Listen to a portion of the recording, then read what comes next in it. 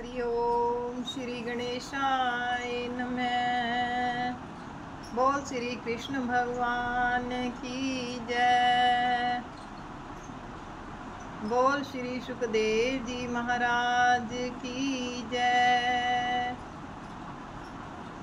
ओम नमो भगवते वासुदेवाय। ओम नमो भगवते वासुदेवाय।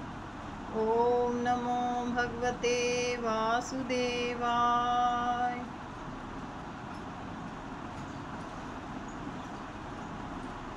श्रीमद् भागवत महापुराण 9वां स्कंद 15वां और 16वां अध्याय।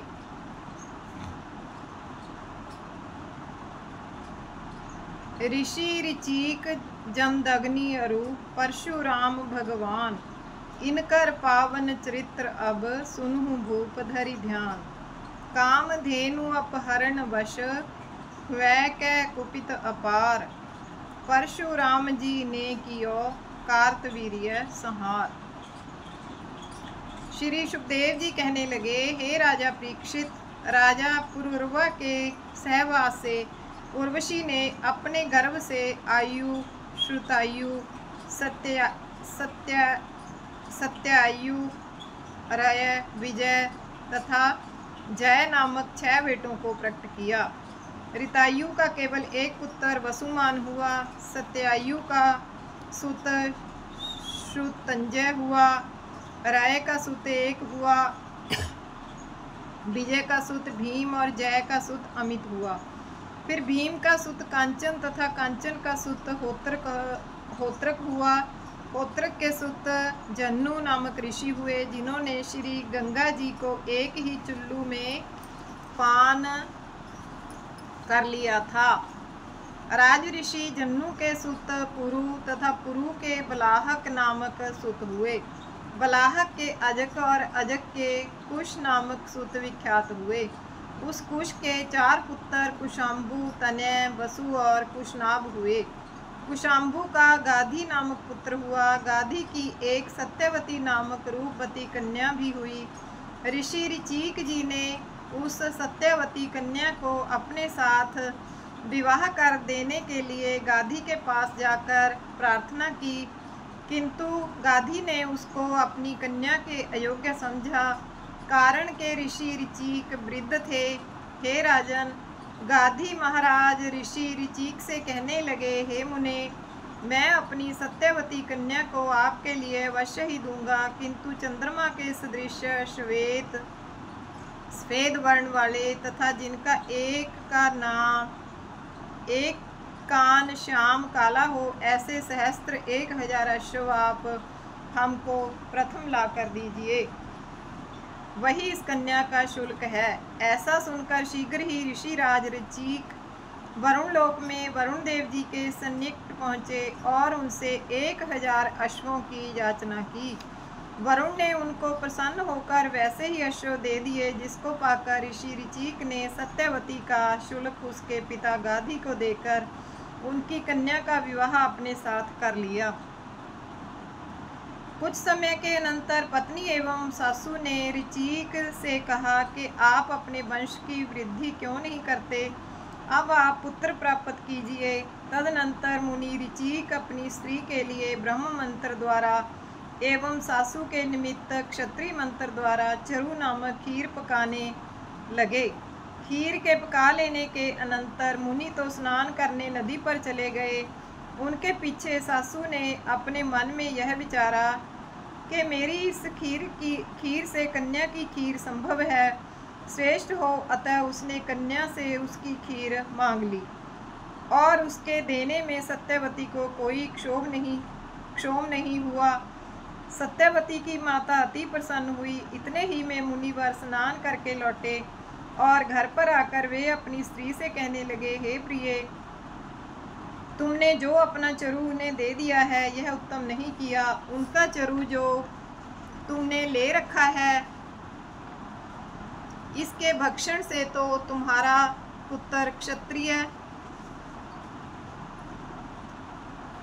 क्षत्रिय प्रकृति वाला होगा तथा भाई श्रेष्ठ बुद्धि वाला ब्रह्म ज्ञानी ब्राह्मण होगा। अपने पति देव से इस प्रकार सुनकर सत्यवती भय से कांप उठी और पति देव से बोली कि महाराज आप इसका शीघ्र उपाय कीजिए तथा मेरे इस कष्ट निवारण करने का उपाय बताइए। ऋचिक बोले, हे प्रिय, खैर तुम्हारा पुत्र तो ऐसा ना होगा, परंतु तुम्हारा पौत्र तो ऐसा अवश्य ही होगा, इसमें संदेह नहीं। खीर के प्रभाव से सत्यवती ने समय प्राप्त होने पर अपने गर्भ से जमदग्नि जी को प्रकट किया। हे राजा परीक्षित, पुनः वह सत्यवती अपनी मृत्यु के अनंतर पवित्र कौशिका नामक नदी हो गई। हे राजन मुनि, जमदग्नि ने अपनी रेणुका नामक पत्नी से वसुमान आदि कई पुत्र प्रकट किए। उन्हीं में परशुराम जी सबसे छोटे सुत थे। उन्होंने समय प्राप्त होने पर है वंश का सर्वनाश कर अपना यश बढ़ाया। वे हरि के अंशावतार कहलाए जाते हैं। इसी प्रकार परशुराम जी ने 21 बार पृथ्वी क्षत्रियों से हीन की। राजा परीक्षित पूछने लगे, हे मुने, परशुराम जी की क्षत्रियों से इतनी शत्रुता क्यों थी, जिस कारण उन्होंने पृथ्वी को 21 बार क्षत्रियहीन किया। सुखदेव जी कहने लगे, कार्तवीर्य अर्जुन है वंशीय क्षत्रियों का राजा था। उसने अपनी सेवा आराधना से भगवान दत्तात्रेय जी को संतुष्ट कर लिया, जिससे उसकी 1000 भुजाएं हो गईं और शारीरिक बल की कोई सीमा न रही।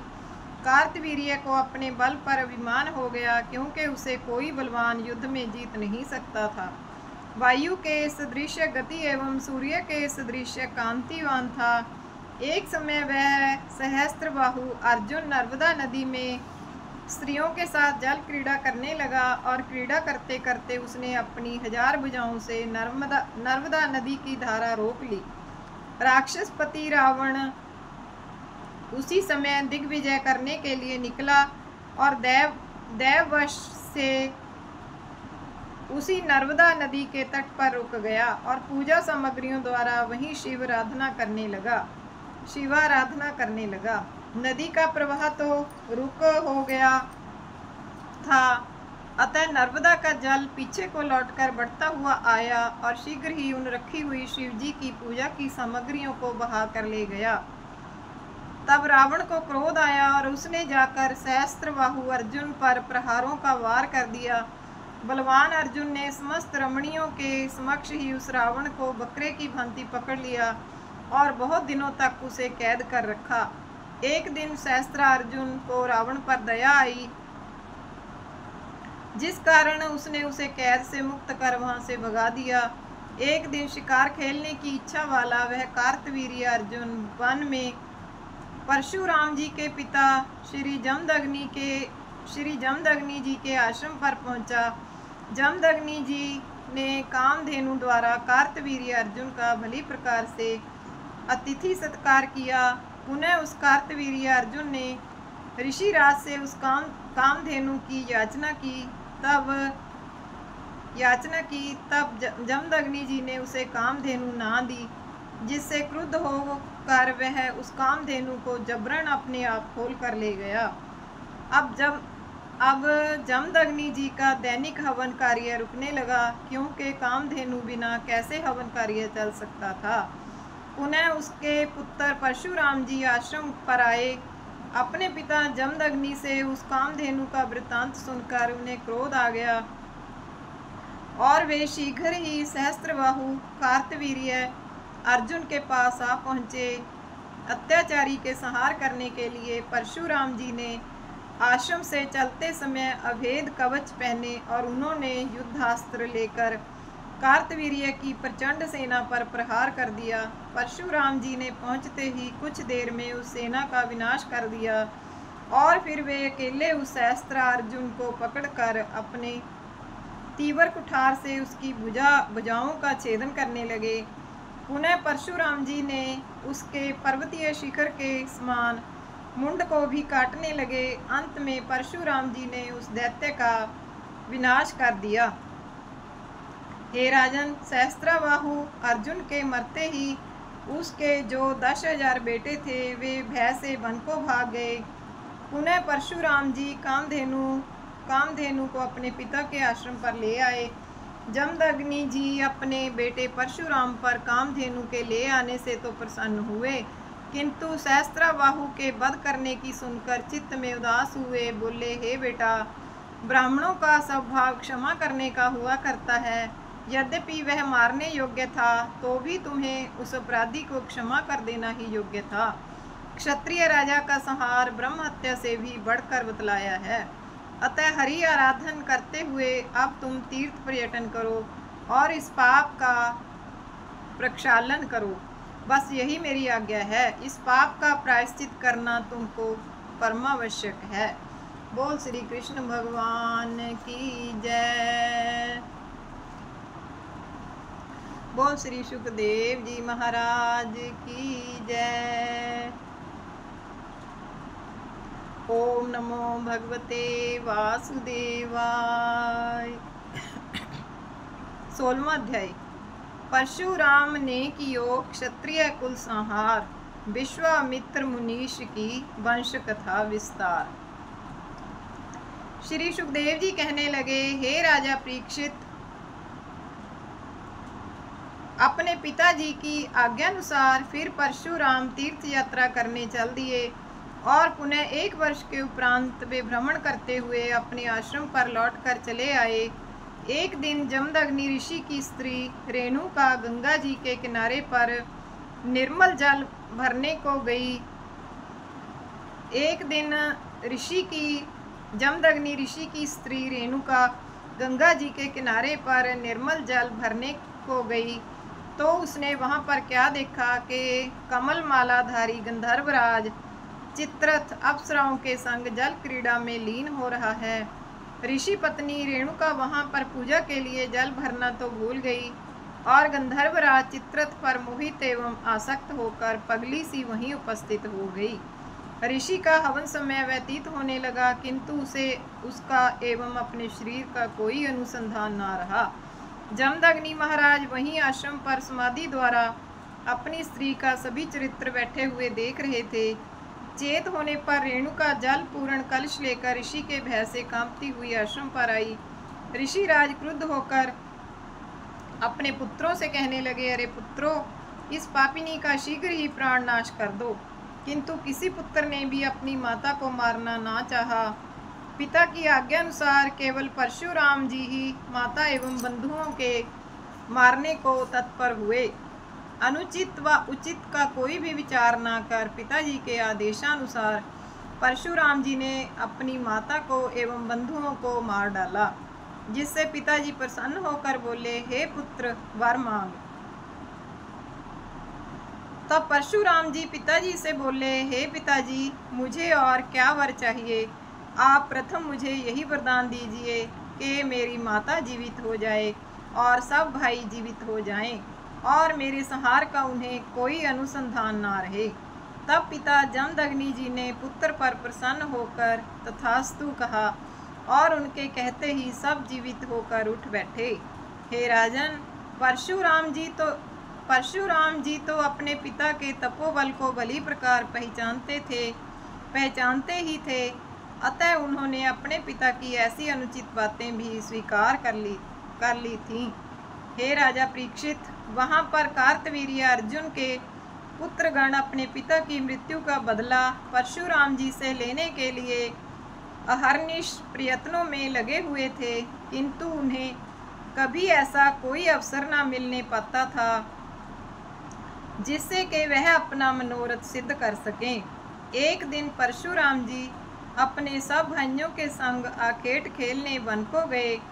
तब अवसर पाकर वे अर्जुन के पुत्र समूह ऋषि जमदग्नि जी के आश्रम पर आए।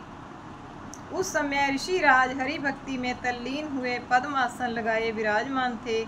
यह देखकर उन पापात्माओं ने परशुराम जी के पिता का सिर तलवार के द्वारा धड़ से पृथक कर दिया। तब उनकी पत्नी रेणुका अपने पति के शव के आगे रोकर विलाप करने लगी, हे बेटा परशुराम, तू शीघ्र ही आ। हे पुत्र, तू कहाँ चला गया? माता जी के घोर विलाप को सुनकर परशुराम जी अपने सब भाइयों के सहित शीघ्र ही आश्रम पर आए। आश्रम पर जब पिताजी को मृतक हुआ देखा तब शोकाकुल हुए। वे भी रुदन करने लगे। आह हा तात, हे धर्मिष्ठ, आप हमको छोड़ स्वर्गलोक को गए। इस प्रकार विलाप कर पिताजी की मृतक देह को भाइयों के अधीन कर वे अपना घोर परशु कांधे पर रख ब्रह्म हत्यारे अधम क्षत्रियों की महिष्मती नामक पुरी को चल दिए।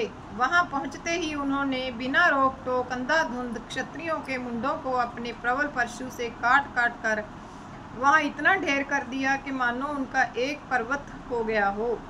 उनके रक्त की घोर नदी बहने लगी। पुनः पिता के वध का क्रोध शांत कर आश्रम पर लौट आए और 21 बार पृथ्वी को क्षत्रियहीन बनाया। परशुराम जी ने समंत पंचक तीर्थ में क्षत्रियों के रक्त रूपी जल के 9 तालाब बनाए। हे राजन, परशुराम जी ने फिर अपने पिताजी के धड़ में उनका सिर जोड़कर उन्हें दिव्य कुशासन पर विराजमान कर दिया। तदनंतर यज्ञों द्वारा पर ब्रह्म परमेश्वर का पूजन आराधन किया।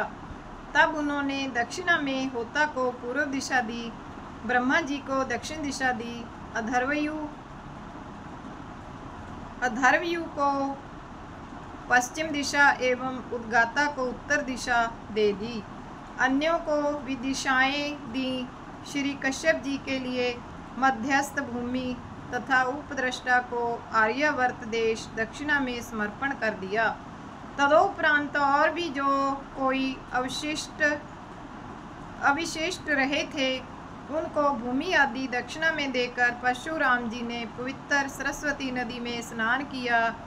सर्व पापों से मुक्त होकर सूर्य के समान प्रकाशित होते हुए आनंद पूर्वक आसन पर विराजमान हुए। वहाँ जमदग्नि ऋषि अपनी चेतनामय देह प्राप्त कर सप्त ऋषियों के मंडल में राम से पूजित 7वें ऋषि हुए।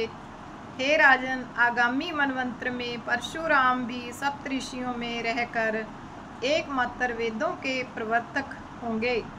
हे राजन, वे परशुराम जी अब भी सिद्ध गंधर्व चारणों से स्तुति किए गए महेंद्र नामक पर्वत पर विराजमान हैं। इस प्रकार श्री हरि ने भृगुवंश में प्रकट होकर पृथ्वी का घोर भार दूर किया। हे राजन, गाधी पुत्र महातेजस्वी विश्वामित्र जी ने तप के प्रभाव से क्षत्रिय तप त्याग कर ब्रह्म तेज धारण किया। जिनके 100 पुत्र उत्पन्न हुए वे सभी मधुच्छंदस नाम से विख्यात हुए। विश्वामित्र ने ऋषि अजिगर्त के पुत्र शुनैशेप को देवराज नाम देकर अपने पुत्र रूप में स्वीकार करके अपने पुत्रों से कहा, हे पुत्रों, यह तुम्हारा बड़ा भाई है, इसकी आज्ञा पालन करना। हे राजा परीक्षित, सत्यवादी राजा त्रिशंकु का पुत्र हरिश्चंद्र, जिनका के रोहित नाम का एक पुत्र था, उसके हाथ यज्ञ में बलि देने के निमित्त बेच दिए गए थे। हरिश्चंद्र जी के यज्ञ में बिके हुए यज्ञ पशु शुनैशे विश्वामित्र से प्राप्त हुए 2 मंत्रों से यज्ञ में देवादिकों की स्तुति कर पाशबंध से मुक्त हुए और प्राण बच गए। जो देव यज्ञ में देवताओं से रक्षित गाधी के वंश में देवरात नाम से विख्यात हुआ। हे राजन, विश्वामित्र के वचन सुनकर जो श्रेष्ठ 50 पुत्र थे वे शुनैशेप को बड़ा ना मानने लगे। तब क्रुद्ध हुए विश्वामित्र ने उन सबों को शाप दे दिया कि जाओ, तुम सब म्लेच्छपने को प्राप्त हो जाओ। तदनंतर विश्वामित्र ने अपने 50 छोटे पुत्रों से कहा, हे पुत्रों, यह ज्येष्ठ है, ऐसा मानो। तब वे शुनैशेप को ज्येष्ठ बंधु मानने लगे। तब विश्वामित्र ने पुत्रवंत होगे ऐसा उन्हीं को आशीर्वाद दे दिया। वह देवरात भी कौशिक गोत्र का गिना जाने लगा, क्योंकि यह पुत्र तब को प्राप्त हो गया था। हे राजन, तथा विश्वामित्र के अन्य बेटा अष्टक, हारीत, हयादिक भी थे। इस प्रकार बेटों से कौशिक गोत्र, विश्वामित्र गोत्र अनेक प्रकार से हुआ और इसी प्रकार इसमें प्रवरांतर भेद भी प्राप्त हुए। बोल श्री कृष्ण भगवान की जय। बोल श्री सुखदेव जी भगवान की जय। ओम नमो भगवते वासुदेवाय। ओम नमो भगवते वासुदेवाय। ओम नमो भगवते वासुदेवाय। श्री कृष्ण गोविंद हरे मुरारे, हे नाथ नारायण वासुदेव।